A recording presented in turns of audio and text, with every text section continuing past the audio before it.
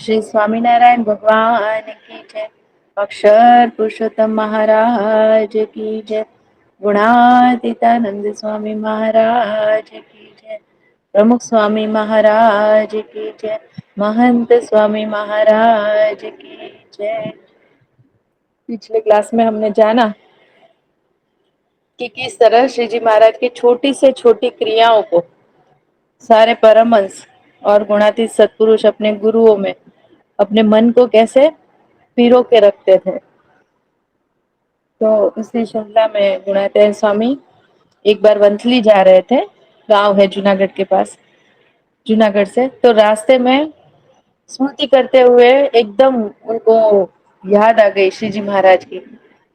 और साथ में काशीराम करके एक हरिभक्त थे, तो उन्होंने उनसे कहा कि जब जब भी हम इस रास्ते से गुजरते हैं ना, तो श्री जी महाराज की बहुत याद आती है, क्योंकि श्री जी महाराज और सारे परमहंस इस रास्ते से बहुत बार चले हैं।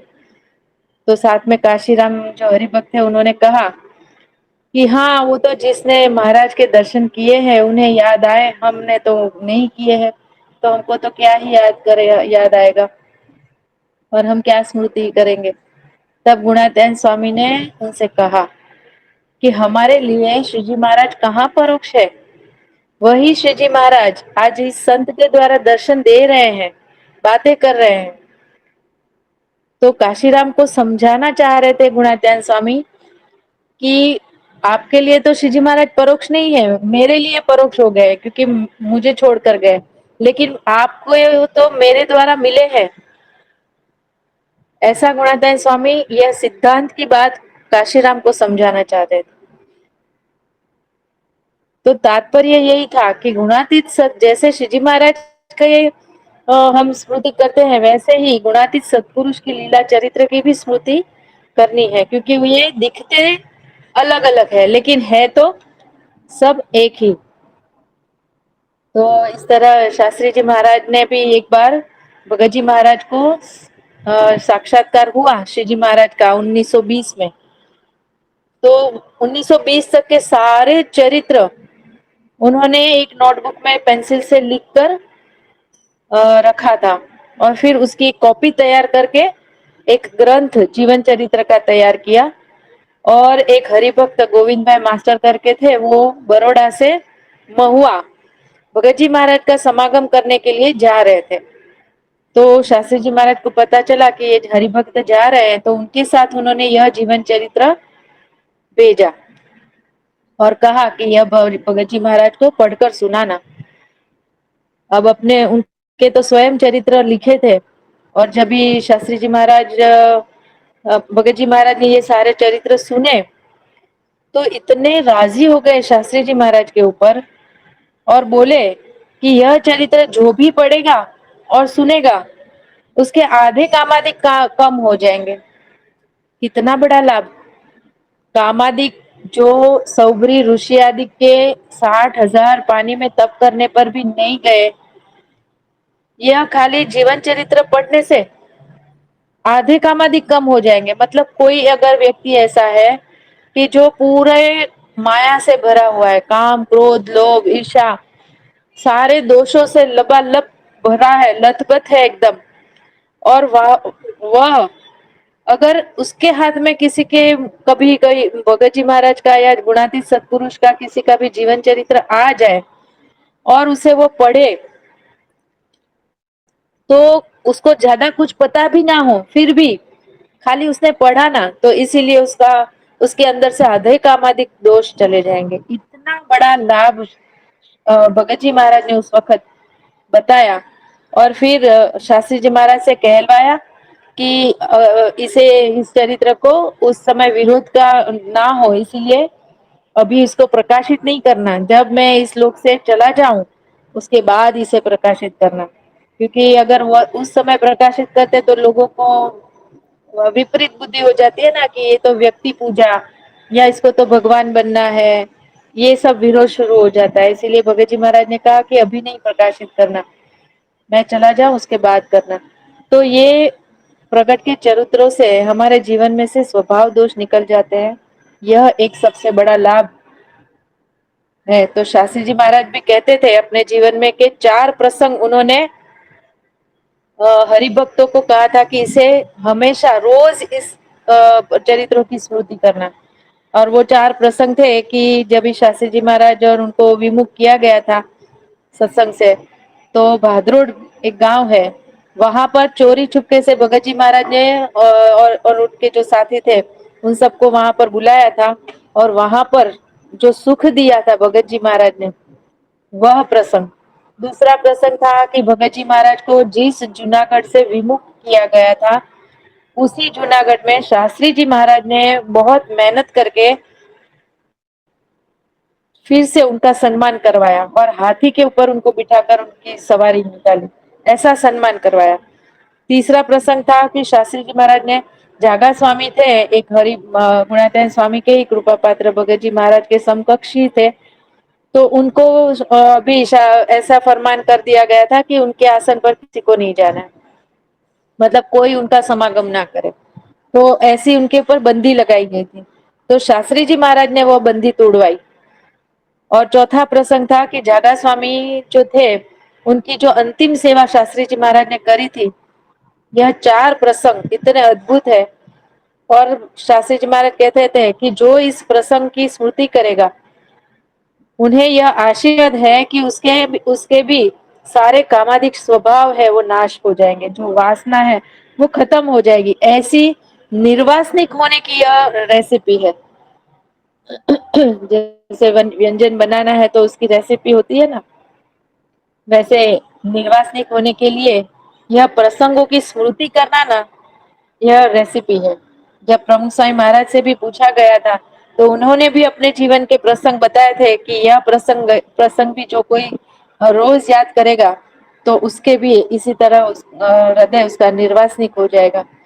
तो इस तरह वो 4 प्रसंग उन्होंने भी बताए थे। उसमें पहला था कि अहमदाबाद से जब शास्त्री जी महाराज ने सारंगपुर से कहलवाया कि अगर नारायण दा आकर मुझे भक्त चिंतामणि सुनाए, तो यह आज्ञा जैसी उनको मिली तो देह भाव भूलकर वो पटलादरा से सारंगपुर जाने के लिए निकल गए। रात को, आधी रात को झोली अपने खभे पर लटका कर, समय भी नहीं देखा, स्थान नहीं देखा, परिस्थिति नहीं देखी और निकल पड़े। क्योंकि तब तो चल के, और ट्रेन थी लेकिन बहुत भीड़ थी ट्रेन में भी। तो प्रमुख स्वामी महाराज इंजन के पीछे के डिब्बे में फुटबोर्ड पर लटक के गए। बारिश शुरू थी और आगे का जो इंजन है ना, उसमें से तभी कोयले वाली वो ट्रेन हुआ करती थी ना, आग गाड़ी। तो उसके अंदर वो जो कोयला डालते थे ना, तो उसका पूरी क्या बोलते हैं उसको, उसके अंगारे जो है वो उड़ते थे। तो वो स्वामी को पूरी रात लगते रहे, लेकिन फिर भी उनका तो तान बस यही था कि कब जल्दी सारंगपुर पहुंचूं और शास्त्री जी महाराज से मिलूं। तो यह एक प्रसंग। फिर दूसरा था कि जब भी शास्त्री जी महाराज को गठिया की तकलीफ थी, सारंगपुर में ही आराम कर रहे थे, और तब वैद्य ने दवाई दी थी उनको, जो वचनाक जहर होता है ना, जहर, वो एक बोतल के अंदर था। और उन्होंने इस सेवक संत को इंस्ट्रक्शन दी थी कि ये जहर है ना, उसको जहाँ पर गठिया है ना, वहां पर घिस के लगाना है। तो वो तेल रखा था एक बोतल में, और दूसरे तेल बोतल थी ना, उसके अंदर वो दिवेल होता है ना, एरंडिया का तेल, जो हम गेहूं में अगर वो सब में लगाते हैं, कैस्टर ऑयल, तो वो रखा हुआ था। अब वो सेवक संत को ध्यान रहा नहीं, और उन्होंने जो दूध के साथ वो काढ़ा बनाते हैं, उसके अंदर वो दिवेल का तेल डालने के बदले वो जहर वाला तेल डालकर शास्त्री जी महाराज को पिला दिया। और इतनी जहरीली दवाई शास्त्री जी महाराज के शरीर में गई, फिर भी उनको कुछ भी नहीं हुआ, मतलब सारा जहर पचा गए। यह प्रसंग प्रमुख साई महाराज हमेशा अपने गुरु की स्मृति करते थे, और भक्तों को भी कहते थे कि यह प्रसंग की स्मृति करना, तो भी आपके कामादि नाश हो जाएंगे। और 2 प्रसंग योगी जी महाराज के भी थे। तो इस प्रकार प्रसंगों की स्मृति, साथ में कोई सिर्फ जीवन चरित्र का पठन भी करे ना, तो भी स्वामी इतने राजी हो जाते थे। खाली पढ़ने पर इतना राजीपा दिखाते। एक बार गोंडल में किशोर भाई दवे नाम के एक युवक गर्मी की छुट्टियों में योगी जी महाराज का लाभ लेने के लिए आए। अब यह किशोर भाई को है ना वांचन करने में बहुत रुचि थी। तो स्वामी का के बाजू में दर्शन करके बैठे और 10-15 मिनट होती और योगी बाबा कहते हैं कि कोई किशोर भाई को ठंडा पानी पिलाओ। फिर तो थोड़ी 10-15 मिनट जाने के बाद फिर से योगी बाबा कहते हैं कि कोई किशोर भाई दवे को ठंडा पानी पिलाओ। तो किशोर भाई ने कहा कि स्वामी जरूरत नहीं है, मुझे जब जरूरत होगी तो मैं स्वयं पी लूंगा। तो योगी बाबा कहते हैं अरे आपको तो आपने तो भगत जी महाराज का जीवन चरित्र आप पढ़ रहे हो, आपको तो केसर या दूध हमें पिलाना चाहिए। तो देखो इतनी महिमा, इतना प्रेम आ जाता था सतपुरुष को केवल पठन से। ऐसी महिमा एक पार्षद थे जिन्होंने एक ही दिन में, जिस दिन भगत जी महाराज का जीवन चरित्र प्रकाशित हुआ और प्रकाशित होते ही एक पार्षद ने पूरा जीवन चरित्र था वो 24 घंटे में पढ़ लिया। मतलब एक दिन पूरा और एक पूरी रात बैठकर कंटिन्यूअस उन्होंने जीवन चरित्र भगत जी महाराज का पढ़ लिया। तो योगी जी महाराज इतने राजी हो गए उस पार्षद के ऊपर। और जब वो पढ़कर दूसरे दिन सुबह योगी बाबा के दर्शन के लिए आशीर्वाद लेने के लिए आए, चरण स्पर्श करने, बाजू में ही महंत स्वामी महाराज बैठे हुए थे। तो योगी बाबा ने महंत स्वामी महाराज से कान में कहा कि आप खड़े हो और इस भगत को पकड़ के रखो और कसकर पकड़ना, भाग ना जाए, मुझे उनको दंडवत करना है। अब महंत स्वामी महाराज दुविधा में आ गए कि योगी जी महाराज एक तो इतनी उम्र उनकी, उनका स्वास्थ्य मतलब कुछ ना कुछ इतनी उम्र में तो दर्द होता है बॉडी, तो ये सब तकलीफ होती है। तो महंत स्वामी महाराज सोचे क्या करूं, योगी जी महाराज को कैसे रोकूं, दंडवत करने से रोकूं या उस युवक को पकड़ूं, क्या करूं समझ में नहीं आ रहा था उनके। तो योगी बाबा ने फिर से कहा उनको आज्ञा पालन है, आज्ञा पालन करो, पकड़ के रखो उनको। और फिर आज्ञा हुई, एकदम स्ट्रिक्ट आज्ञा हो गई। तो फिर मोहन साई महाराज ने उस पार्षद को पकड़ा, कस के पकड़ के रखा और योगी जी महाराज ने धड़ाधड़ दंडवत कर लिए उस युवक पे। और वो युवक तो इतना शर्म से उसकी तो आंखें झुक गई। लेकिन योगी जी महाराज के अंतर में कितनी महिमा कि भगत जी महाराज का जीवन चरित्र इन्होंने पढ़ लिया एक रात में, तो इतने दंडवत किए और साथ में आशीर्वाद दिए कि आप तो भगत जी महाराज रूप हो गए हो। खाली पढ़ने से कोई भगत जी महाराज के रूप हो जाता है, ये हमको हंसी आती है, लेकिन योगी जी महाराज के मन में ऐसी महिमा। तो यह हमें सिखाती है कि हमें कैसे महिमा समझना है एक दूसरे का। तो मूल में है महिमा। चरित्रों का वांचन किया हो, कोई चरित्रों का गान कर रहा है, कोई स्मृति कर रहा है, कोई बातें कर रहा है, तो उनकी कितनी महिमा है उनके हृदय में, ये समझाते हैं अपने जीवन के द्वारा। योगी जी महाराज एक बार नैरोबी में थे और वहां पैकेट में दूध मिलने लगा था। 1970 की बात है। तभी हमारे यहाँ इंडिया में कांच की बोतल में दूध मिलता था, हम सबको याद होगा कि बोतल में मिलता था दूध। लेकिन नैरोबी में उस समय पैकेट में दूध मिलना शुरू हुआ था।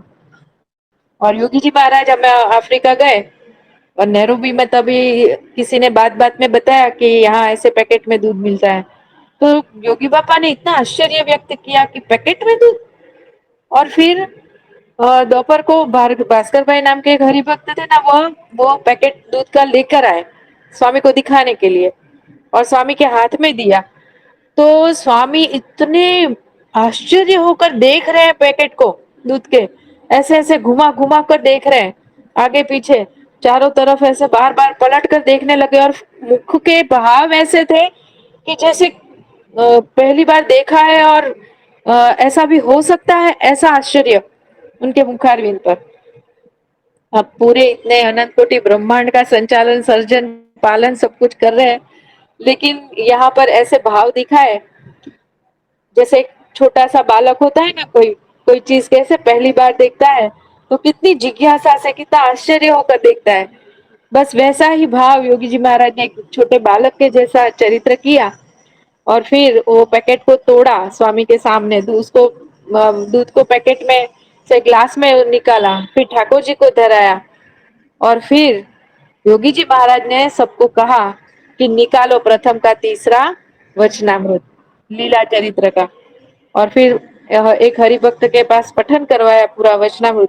और फिर स्वामी बोले कि दूध के पैकेट को मंगवाया, फिर हाथ में लिया, ग्लास में निकाला, यह सब चरित्र की स्मृति करके रखना, क्योंकि ये चरित्र कल्याणकारी है, पावनकारी है, शांति देने वाले हैं। क्योंकि ये चरित्र एकदम निर्दोष है। नरी निर्दोषता दिखे देखेंगे तो हम भी निर्दोष हो जाएंगे, ऐसे ये चरित्र है। प्रथम के 58 में भी यही श्री जी महाराज ने कहा है कि हम सत्पुरुष को जैसे देखेंगे, जैसे समझेंगे ना, वैसे हम होंगे।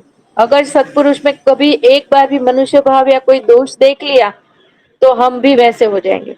लेकिन अगर संपूर्ण निर्दोष सत्पुरुष को देखेंगे तो हम भी संपूर्ण निर्दोष हो जाएंगे। तो इस तरह भगवान की स्मृति यह दुख की हरनारी है, ये भी हमने आगे प्रसंगों में देखा। और वचनामृत में भी श्री जी महाराज ने यही बात करी है। और उसका वचनामृत है पेज नंबर 455। और इसके अंदर श्री जी महाराज कहना चाह रहे हैं यही बात कि जो ये भगवान की स्मृति है ये क्या काम करती है। जैसे महाराज कहते हैं कि आप सब मुझे भगवान मानते हो, तो हमने जहां जहां उत्सव किए हो तथा जिस स्थान पर परमहंस ब्रह्मचारी तथा हरि भक्त सत्संगी स्त्री पुरुष इकट्ठे हुए हो, वहां हमने कीर्तन गान कराया हो, वार्ता कही हो और हमारी पूजा हुई हो आदि हमारी जो जो लीलाएं हैं उनका वर्णन करना, श्रवण करना तथा मन में उन्हीं चरित्रों का चिंतन करते रहना। मतलब महाराज कहते हैं कि हमने जहां जहां उत्सव किए, हमने जहां जहां परमहंस ब्रह्मचारी हरिभक्त सत्संगी स्त्री पुरुष को इकट्ठा किया हो और फिर वहां पर हमने कोई कीर्तन गान कराया हो या कोई कुछ बातें करी हो या फिर हमारी किसी ने पूजा करी है, ये सारी लीलाएं उनका वर्णन जो देखी है उसका वर्णन दूसरों को भी के सामने भी करना, या तो फिर कोई नहीं है तो श्रवण करना, या तो फिर ये दोनों चीज नहीं है तो फिर मन में ही उनकी स्मृति उनका चिंतन करते रहना। जिसको ऐसा चिंतन अंत समय पर हो गया तो उसका जीव भगवान के धाम को अवश्य प्राप्त होगा। इसीलिए हमारे मतलब ये लाभ दिखाया कि जिसको ऐसा चिंतन होता है वह भगवान के धाम को पा लेता है, भगवान के धाम की प्राप्ति उसे हो जाती है। यहाँ पर ये दूसरा लाभ श्री जी महाराज ने बताया। इसीलिए हमारे ये सभी चरित्र क्रिया एवं नाम स्मरण कल्याणकारी है। इसी प्रकार हमने स्वरूपानंद स्वामी को भी बात कही थी। उन्होंने जब इस वार्ता को हृदयस्थ किया तब देहजन्य रोग का उनका भारी दुख वह मिट गया और उन्हें परम शांति प्राप्त हुई। न कि वे आत्मा को देखते थे, उससे उनको शांति हुई, केवल आत्मज्ञान से तो उन्हें कोई सिद्धि नहीं प्राप्त हुई। देखो हमको पूरी दुनिया है ना अभी आत्मज्ञान के पीछे लगी हुई है कि सबको आत्मज्ञान लेना है, सबको आत्मज्ञान आत्म साक्षात्कार करना है। लेकिन यहाँ स्वरूपानंद स्वामी थे ना, वो तो अखंड आत्मा को देखने वाले थे, अखंड उनको आत्मज्ञान सिद्ध था। जो दूसरों को आत्मा के दर्शन होने कठिन है, दुर्लभ है, और यहाँ स्वरूपानंद स्वामी को तो अखंड आत्मस्थिति थी।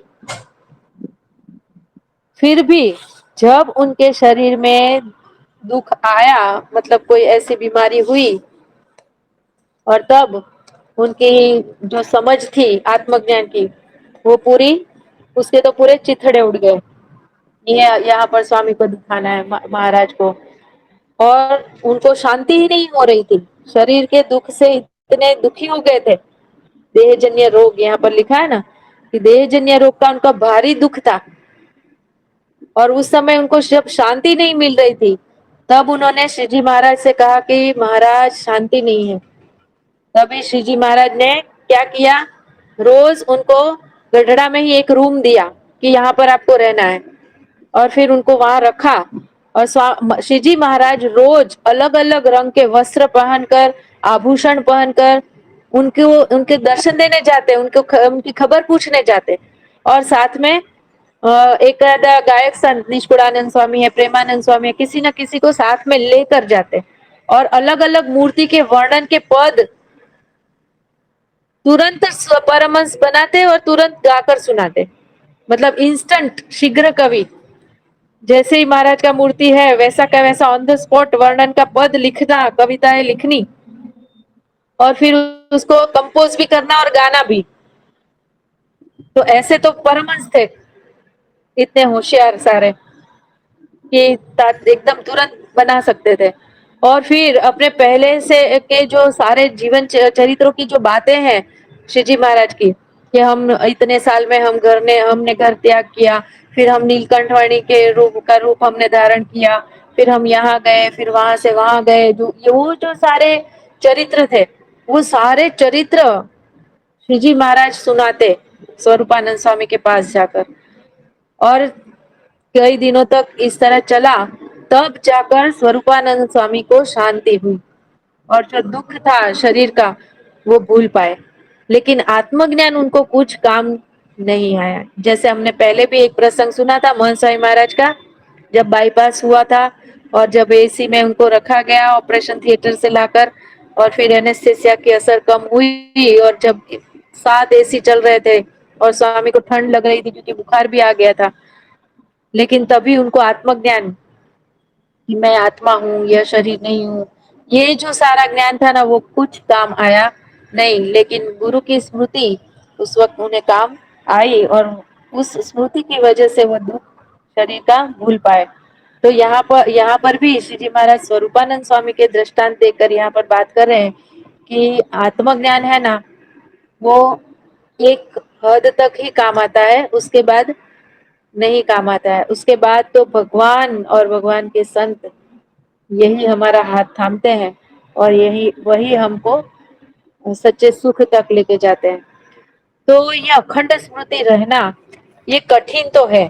श्री जी महाराज ने भी कहा है पहले इस वचनामृत में कि कठिन में कठिन साधन है, लेकिन साथ में श्री जी महाराज ने यह भी कहा है कि उसे छोड़ भी नहीं देना है, कि भाई अरे ये तो बहुत कठिन है, हमसे तो होगा नहीं, स्मृति भी नहीं रहती है, याद भी कुछ नहीं रहता है, कथा भी याद नहीं रहती है, दर्शन भी याद नहीं रहते हैं, तो ये सोचकर छोड़ना भी नहीं है, मतलब मायूस भी नहीं होना है। क्योंकि ये अखंड वृत्ति रखना ये कोई एक दिन का काम नहीं है कि आज से अभी से शुरू किया और बस तुरंत होने लगना चाहिए और रहने लगनी चाहिए वृत्ति अखंड। तो ऐसा ऐसा नहीं होता है, ये कोई जादू नहीं है, लेकिन समय लगता है इस सबको। प्रभु प्रथम के 5वें वचनामृत में श्री जी महाराज ने कहा कि मूर्ति न दिखे तो भी कायर नहीं होना है। ये पहले वचनामृत है ना, फिर 3-4 वचनामृत छोड़कर 5वें ही वचनामृत में श्री जी महाराज ने कहा है कि मूर्ति ना दिखे तो भी कायर नहीं होना है। मूर्ति को अंतर में धारण करने के लिए ध्यान करते रहना है, उसमें हिम्मत हारनी नहीं है। ऐसे जो आग्रह वाले भक्त है उन पे भगवान की बड़ी कृपा हो जाती है। जब हम छोड़ते नहीं है ध्यान करना, बस लगे रहते हैं, तो फिर एक दिन कृपा हो जाती है, और तब 5 साल 10 साल 20 साल कितना भी सनम, एक जन्म भी पूरा लग सकता है मूर्ति को धारण करने में। तो तब कायर नहीं होना है, आलस नहीं, और ध्यान करने में आलस भी नहीं रखनी है। तो महाराज कहते हैं कृपा हो जाती है, तो हमें आग्रह रखना ही है, मायूस नहीं होना है कभी। प्रथम के 15वें वचनामृत में भी पेज नंबर है 20। तो इस वचनामृत में भी श्री जी महाराज कहते हैं कि कैसे करनी है, ध्यान करने में कायर नहीं होना है, लेकिन क्या करना है, तो नित्य नवीन श्रद्धा रखनी है। तो यहाँ पर वचनामृत का पठन करती हूँ। 15 प्रथम का 15 है, पेज नंबर है 20। वह तो नित्य नवीन श्रद्धा रखता है, और मूर्ति को हृदयस्थ करते समय यदि अशुभ संकल्प उत्पन्न हो जाए और यदि वे हटाने पर भी नहीं हटे, तो वह भक्त भगवान की महान महिमा समझकर स्वयं को कृतकृत्य मानकर उन संकल्पों को झुठलाता रहता है। देखो कैसे होता है कि फॉर एग्जाम्पल हम देखे कि हम पूजा करने बैठे हैं, आंख बंद करके श्री जी महाराज की, मन साई महाराज की मूर्ति का ध्यान करते हैं, क्योंकि श्री जी महाराज को तो हमने देखा नहीं है कभी, लेकिन हमारे सामने महन साई महाराज अभी प्रगट प्रत्यक्ष रूप है। तो हम मनसाई महाराज की मानसी कर रहे हैं। और तब कैसा होता है, जैसे ही हम पूजा में बैठते हैं ना, तो हमारा ध्यान भटकने चले जाता है, बराबर। अरे पानी का नल आ रहा है, या तो कुकर की सीटी लगी है, या तो घर में किसी को उठा रहे हैं, अरे उठ उठ उठ, या दूसरा 17 काम हमारे साइड में पीछे पीछे चलते रहते हैं। या फिर पूरा दिन का आयोजन, कि आज मुझे क्या करना है, क्या कर, कैसे कहाँ जाना है, ये करना है, बाजार से ये लाना है। तो सारे जो लौकिक कार्य है वह पूजा में बैठते ही सारे याद आने लगते हैं, है ना। ऐसा होता है सबके साथ। तो क्या होता है, ऐसा चलते जाता है कई दिनों तक। फिर हम हिम्मत हार जाते हैं कि अरे बैठते तो है पूजा में, लेकिन कभी मूर्ति तो याद आती ही नहीं है, और दूसरा दूसरा ही सब कुछ याद आ रहा है, जाने दो, हमसे नहीं होगा।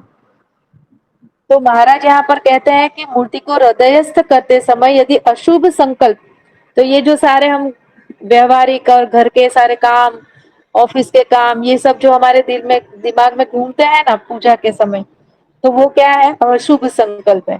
तो ये कह रहे हैं कि अगर अशुभ संकल्प उत्पन्न हो जाए, और यदि वे हटाने पर भी नहीं हटते हैं, कभी हम बहुत कोशिश करते हैं कि मन को वहां से खींचकर फिर से मनसाई महाराज की मूर्ति में लगाते हैं, फिर मन सरक जाता है, फिर वहां से खींचकर स्वामी में लगाते हैं, ऐसे मानसी करते करते हमारा आधा घंटा चला जाता है, लेकिन तो भी कंप्लीट मानसी होती नहीं है।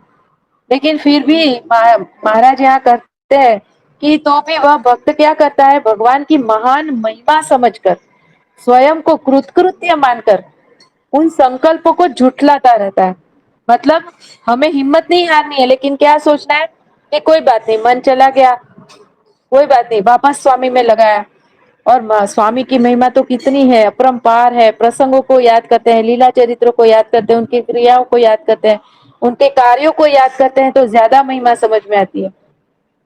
तो ये करते करते जो अशुभ संकल्प है उसमें ध्यान ना देते हुए, जितनी जैसी भी हो रही है मानसी, उसे करते जाए। जो भी ध्यान होता है, जितना होता है, वह ध्यान करते जाए।